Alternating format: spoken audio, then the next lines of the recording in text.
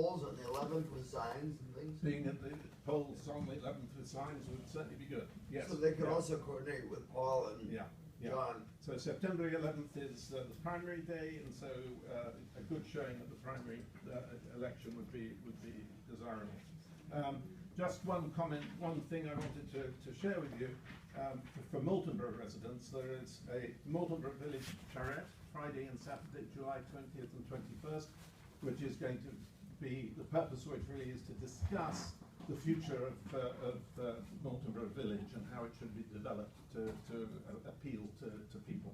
There was a contentious vote in the town meeting in March about sidewalks that got voted down.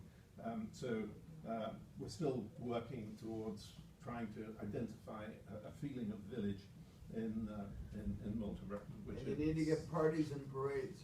Parties and parades. Right, right. Okay, so at the end we'll have a short session of any other business that people would like to bring up. Otherwise, I would like to introduce our guest speaker, Molly Kelly, who is, as you all know, running for governor. Molly was a state senator for 10 years.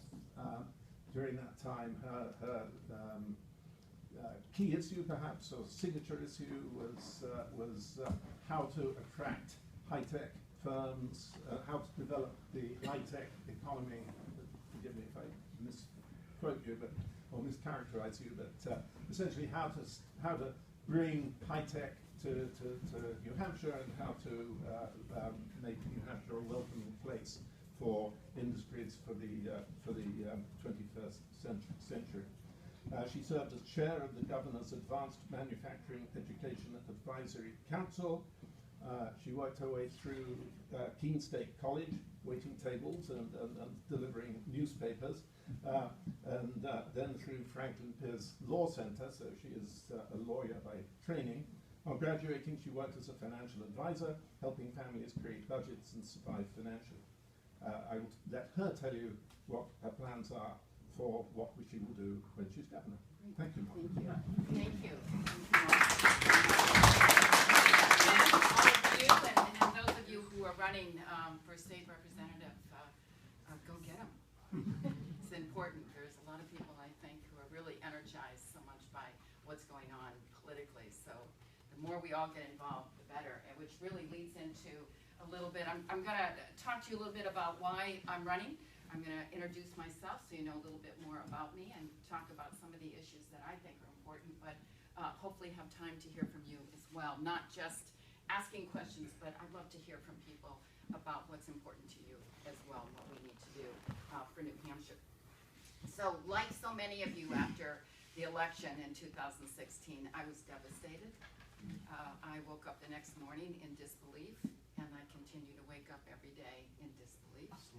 Today was not a good day, was it, at all? And I know we're all feeling very frustrated, for sure, and again, saying, how can this be possible? We live in a great country. How is this possible? But what really pushed me to run for governor was the fact that I started to see that the policies that were being implemented in Washington, D.C. had found their way to New Hampshire under Chris Sununu. And I said, no more. I can't just sit by the sidelines. I can't just watch what's happening and not get involved, because I can. And that is one of the many reasons that I'm running for governor. We're very different. What I want for New Hampshire, and I believe that the people of New Hampshire want, especially after talking with so many, they want a New Hampshire that works for everyone and not just a few. And that's my concern about what's happening. It is a value that I've had my entire life. I know all of us are, the values that really are core in us came from our families growing up, and that value came from my family. I'm number 2 of 11 children. I'm the oldest girl, which I think gives me a little credibility. And it was a great family. We had a great time. But the thing that I remember and that I was taught was, if you picture 13 of us around a dinner table every night, you know, it was never about just one person. It was about everybody. And if one of us was to succeed, we all had to succeed. And we learned that and we knew that. And that has stayed with me. So when I become governor, that value practice and as how I govern, in that if one of us is to thrive, we all must thrive. We're in this together, and we have to be in it together. I also think that everyone in New Hampshire is really looking for an equal opportunity to have an education or training, skills training, apprenticeship, whatever it takes to move forward and take care of your family and your community. And education is personal to me. Today, I have a wonderful husband. We have 4 children and 7 grandchildren. But there was a time when I was a single mom with 3 little children, and they were 3, 6, and 7. And as Ken said, I went to Keene State College. And I went to college with them.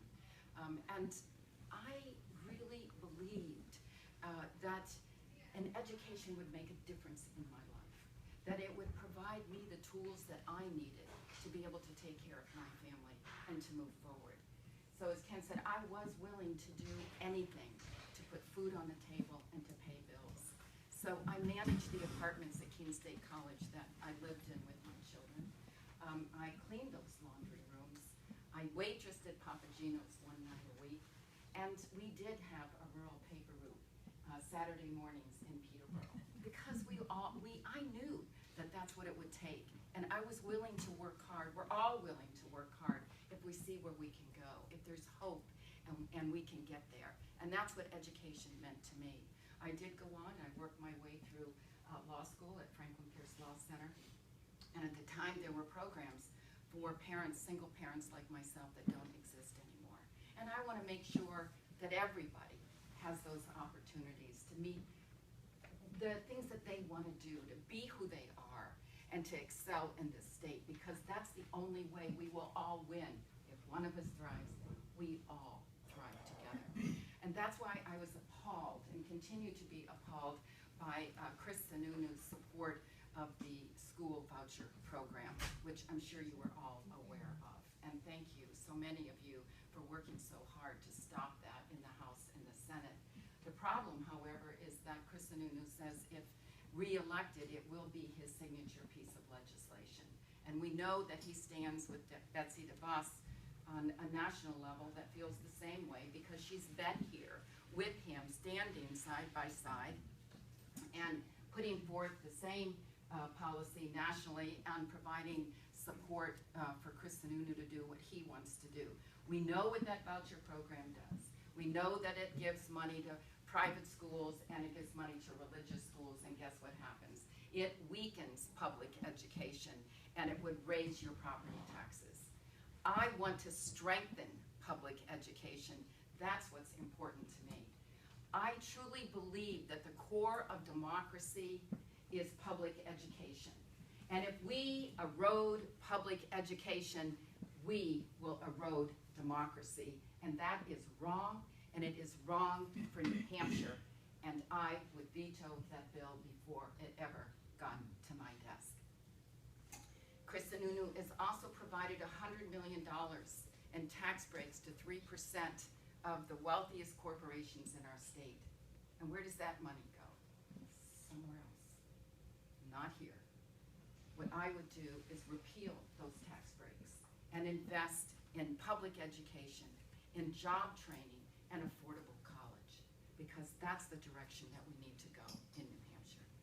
Businesses tell me every day, and as Ken said, I did chair the Advanced Manufacturing Education Advisory Council, and businesses, manufacturers told me then and today, whether it's high tech, whether it's healthcare, what they tell me every day is what they're looking for is they're looking for an educated and a prepared and a skilled workforce. That's what they want. I'm not hearing anything about tax breaks. I'm hearing about what we need as a prepared workforce. And then I hear young people tell me there are no opportunities in New Hampshire, and I'm leaving. And there's a disconnect here, right? We have jobs, we have opportunities, we have businesses and healthcare who say we have a way to move forward and drive our economy, and we don't have anybody to fill those. And we don't have a good system that we're saying to our young people, we want you to stay. So as governor, I would create and pass friendly public policy for our young people.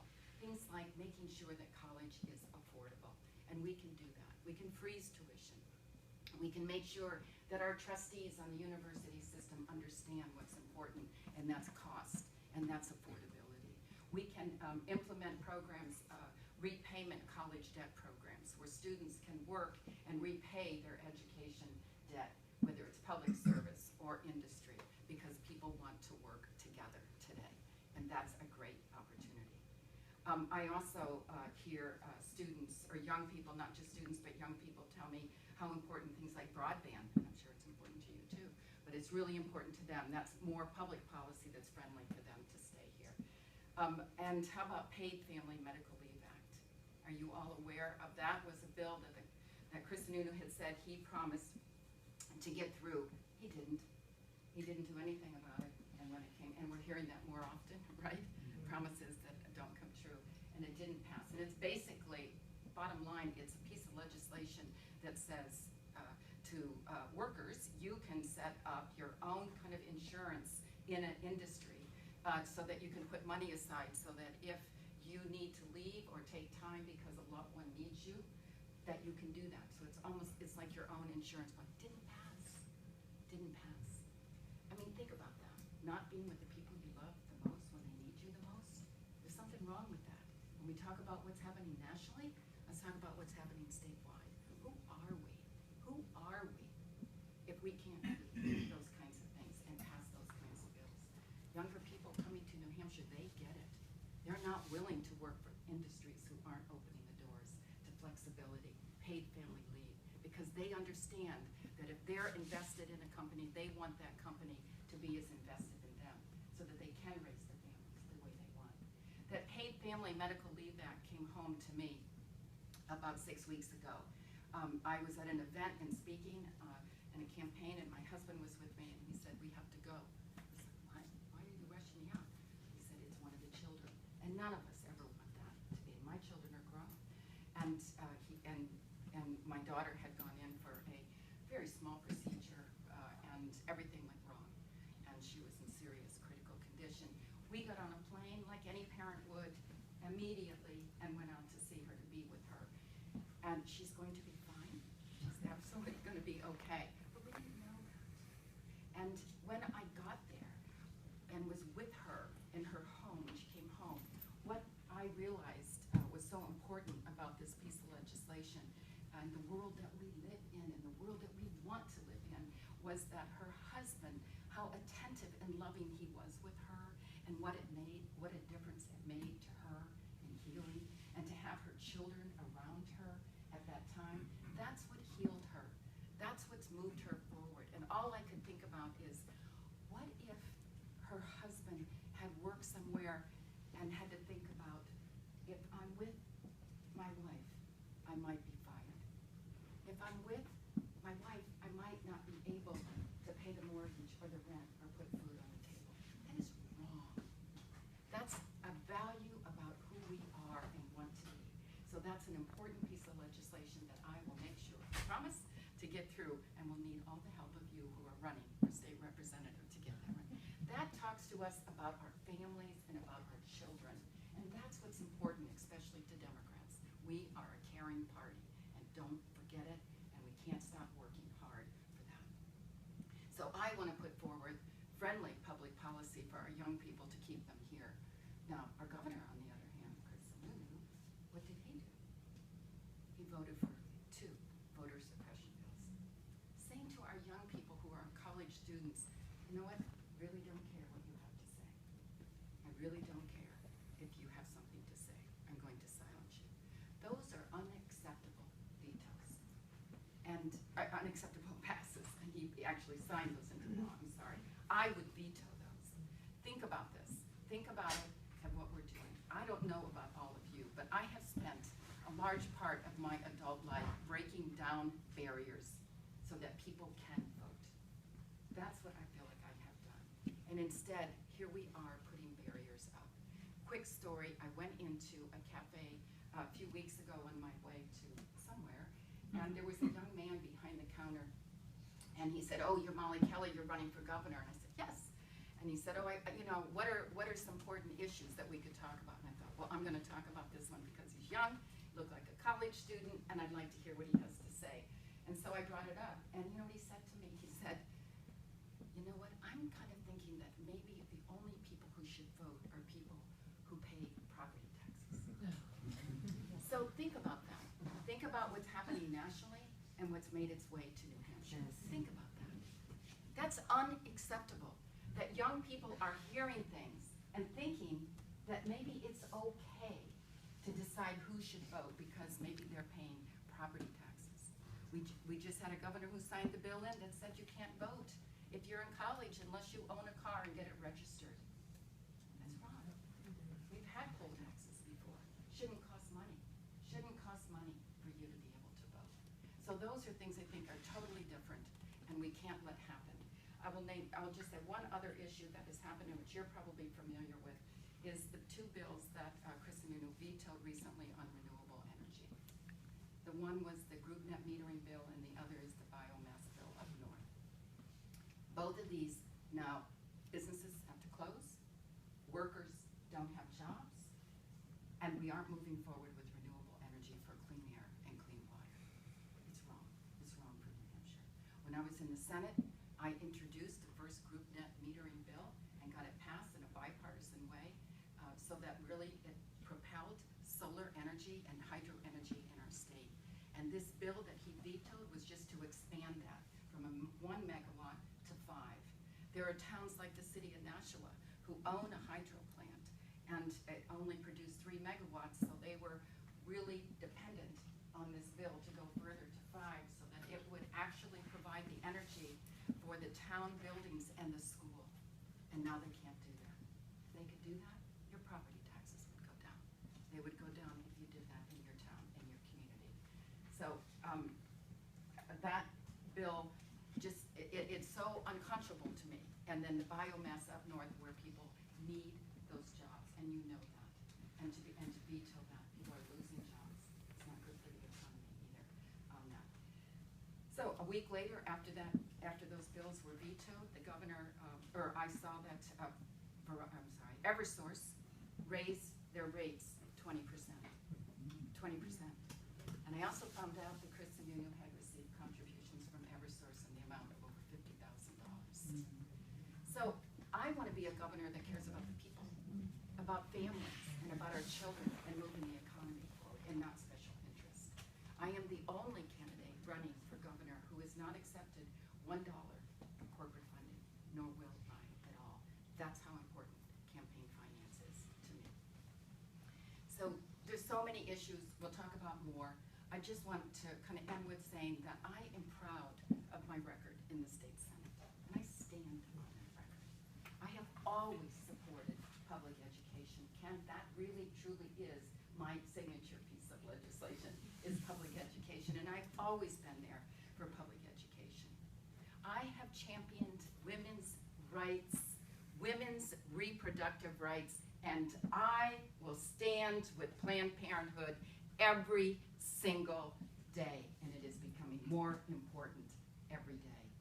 I am proud to be a part of a Senate that voted for marriage equality, and I was one of the first to vote for that bill. As I said, I introduced renewable energy that has propelled solar and hydro in this state.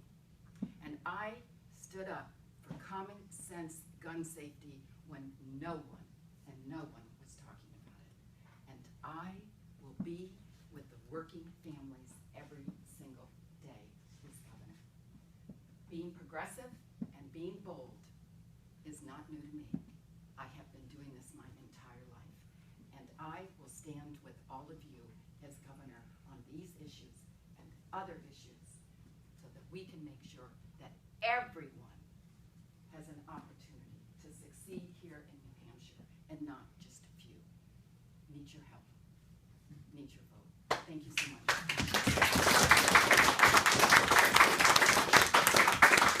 Now, let's open it up for a discussion.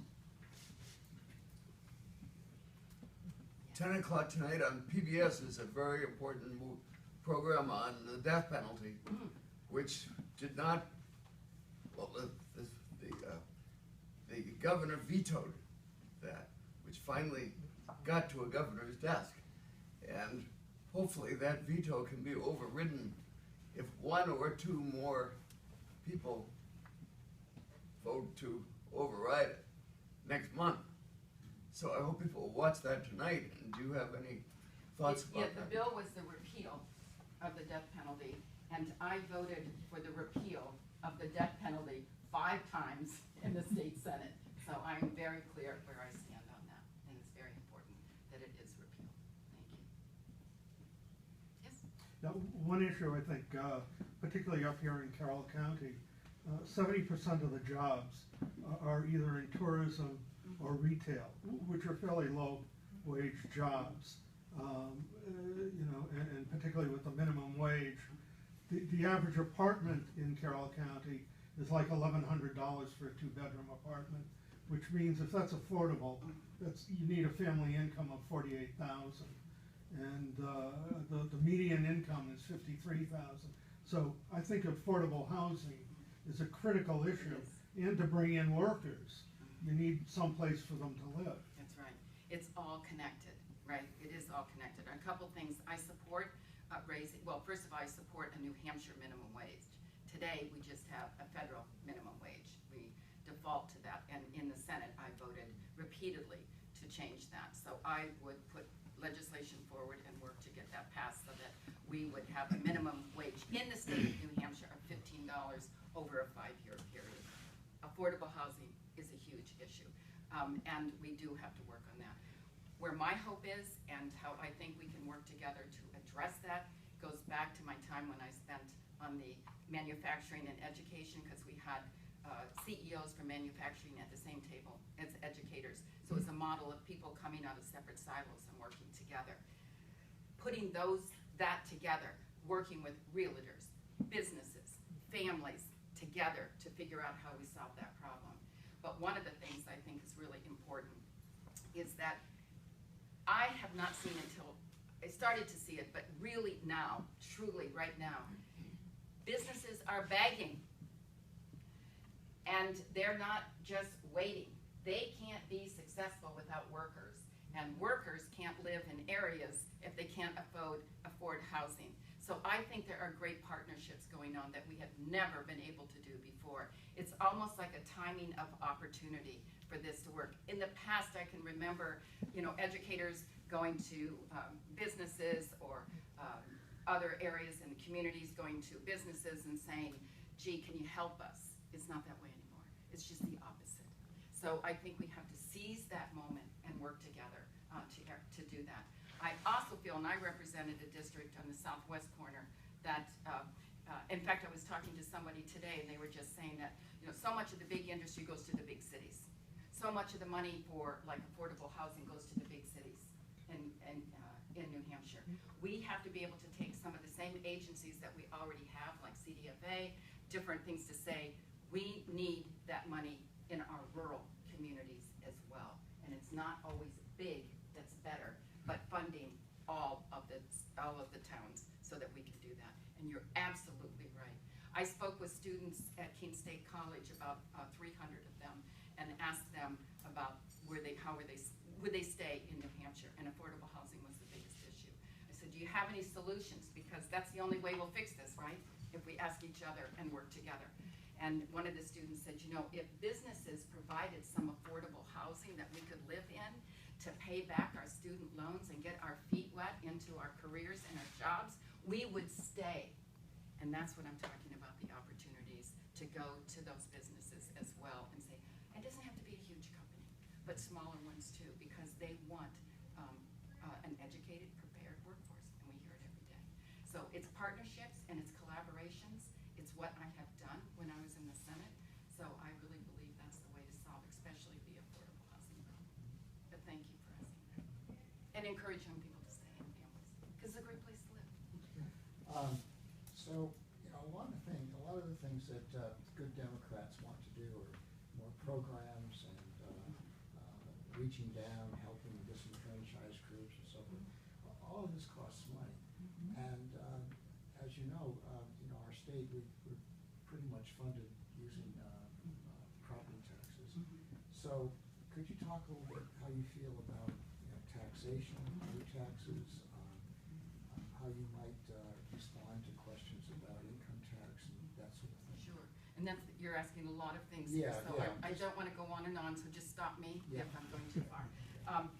Yeah, so at the beginning, when you talk about, different programs that we need to support or disenfranchise, I mean, obviously disenfranchised voters doesn't Yeah, cost yes. any money. So Right. there are things that we can do, that just Students from college and so forth. right, and those things. So, as I said before, about education is huge for me. I was a financial advisor, so I believe it's the wisest investment with the greatest return for everyone.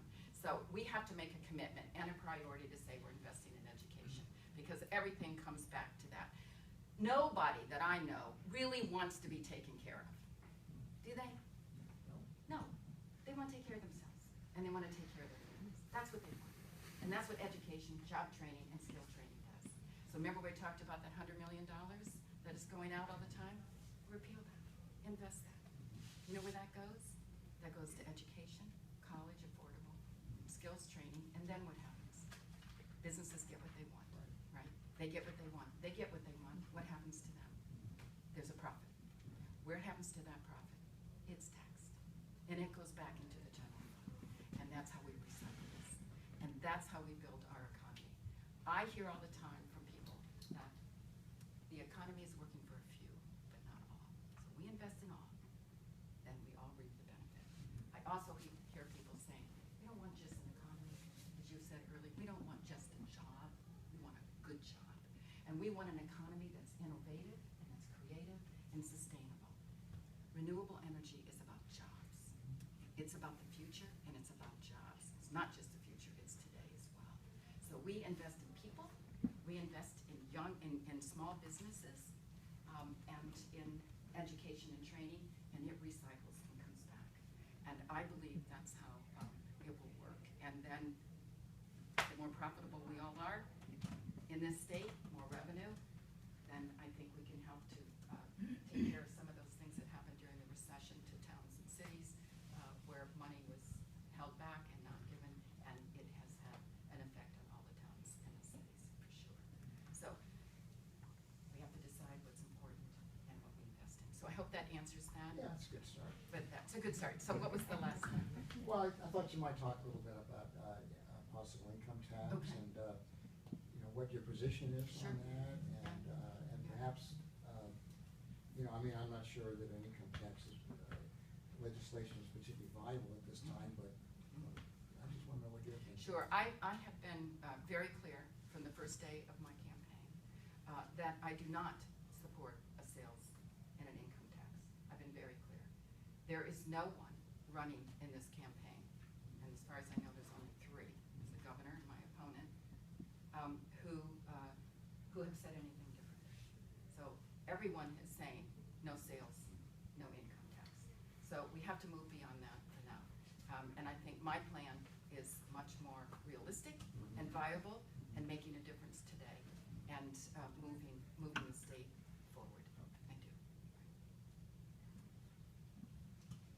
Andrew Walensky came and talked to us about education, of the enormous disparities in education around the state.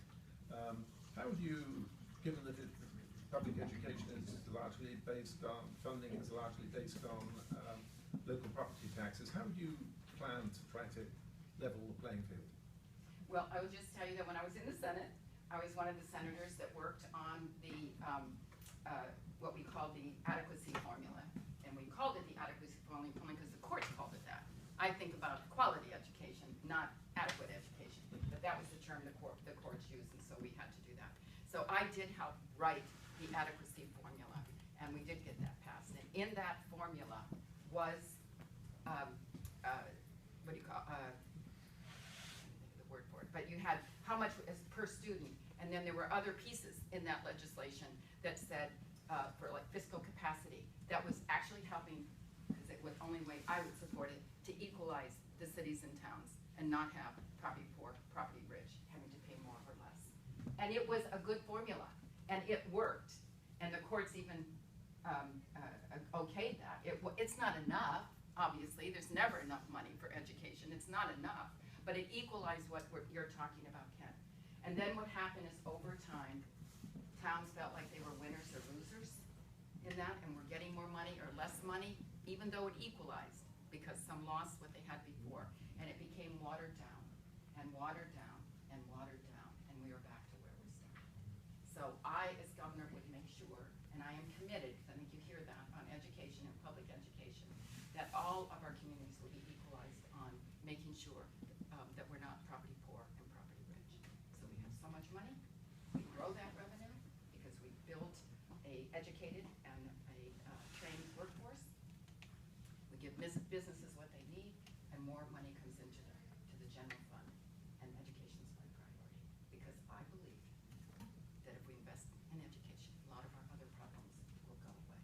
Because people will have hope, they'll work hard, they'll be able to take care of their families, afford college, and move forward. It's not the answer to everything. It's not, but how can we move forward with renewable energy if we don't have an educated workforce? How can we do that? How can we move forward with high-tech small businesses, 3 or 4 people in a business, if we can't be helpful and be putting up some capital because of our profit, and people are educated and they want to stay here and they want to work because they see a future for themselves. And we all have to see a future for ourselves.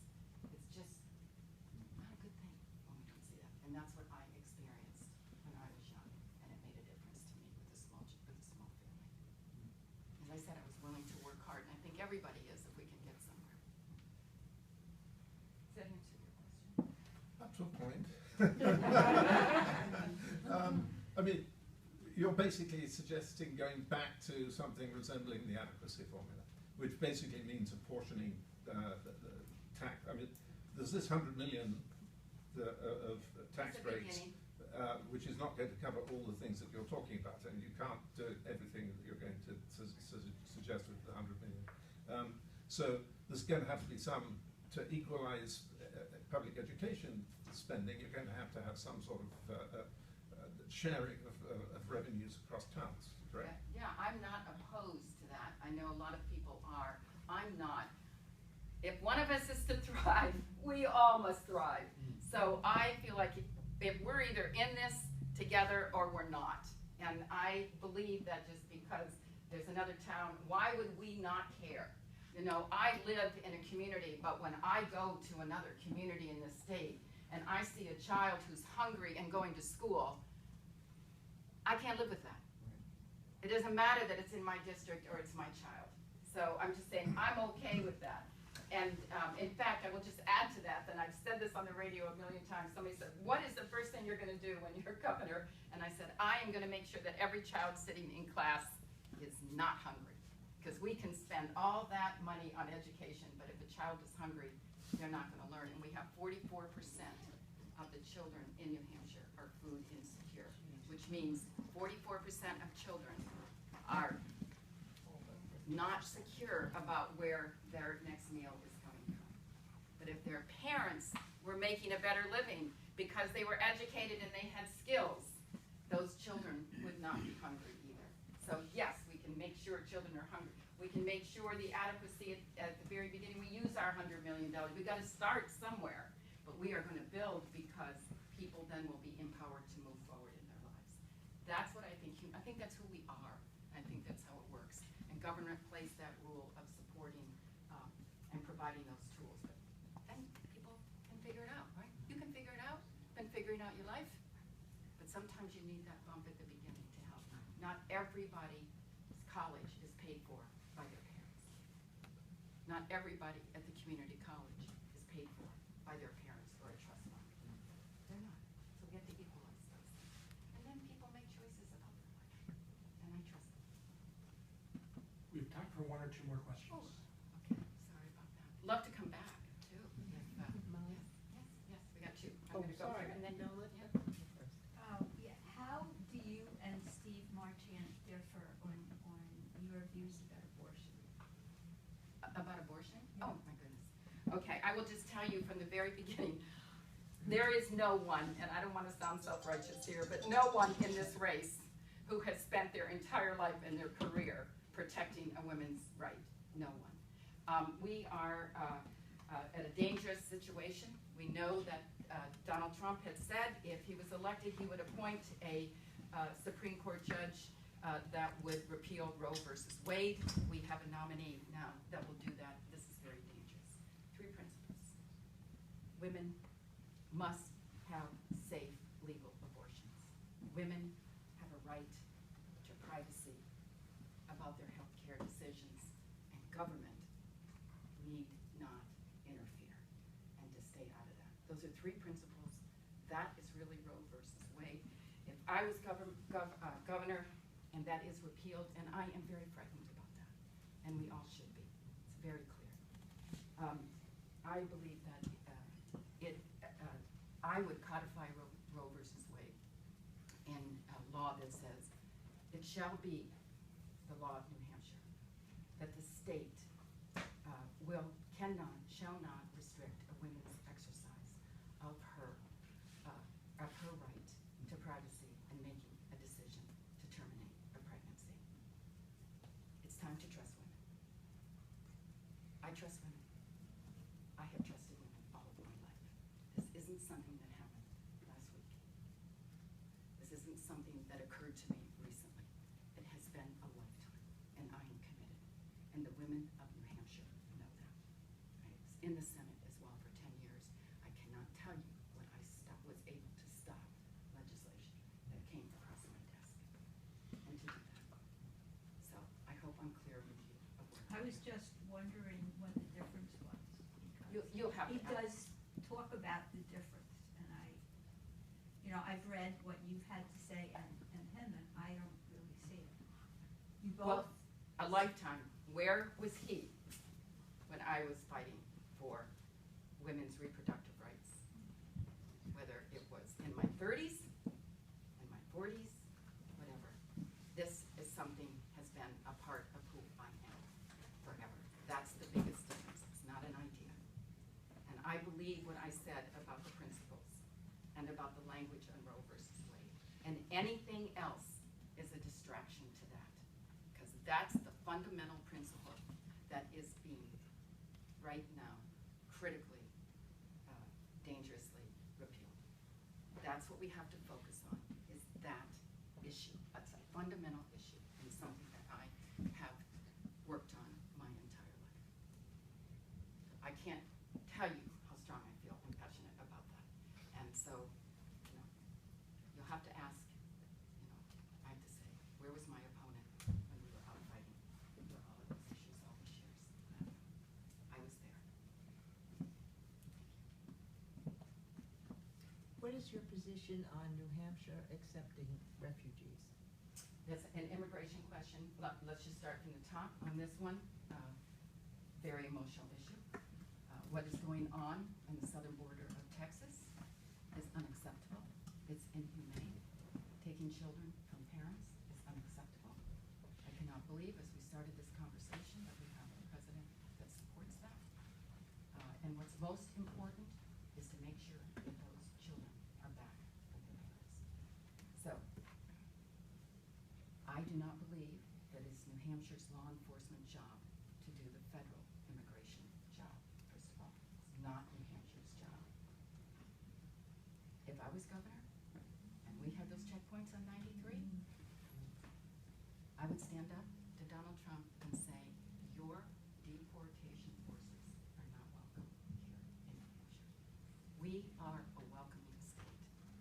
People deserve to be safe. So are our undocumented immigrants. And we all deserve to be safe on any kind of violent crime, and I would make sure that happened. But we are talking about people in need, and I think that's important. What really disappoints me is that 2 of the private prisons that are now holding detainees contributed to Chris Sununu's campaign.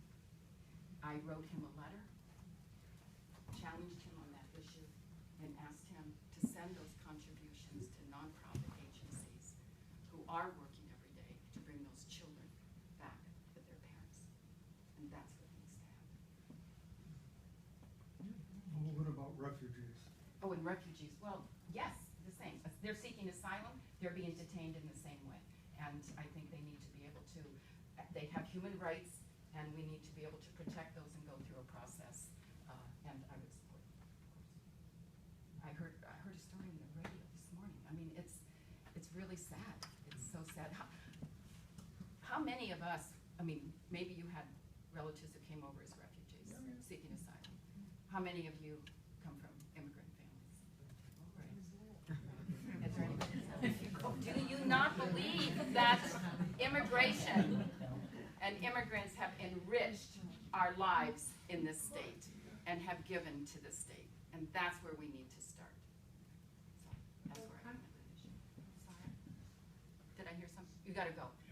I'm sorry. I've got they've got me hooked to a conference call at 7:30, so I'm sorry I have to rush it. But I will be back. You can call me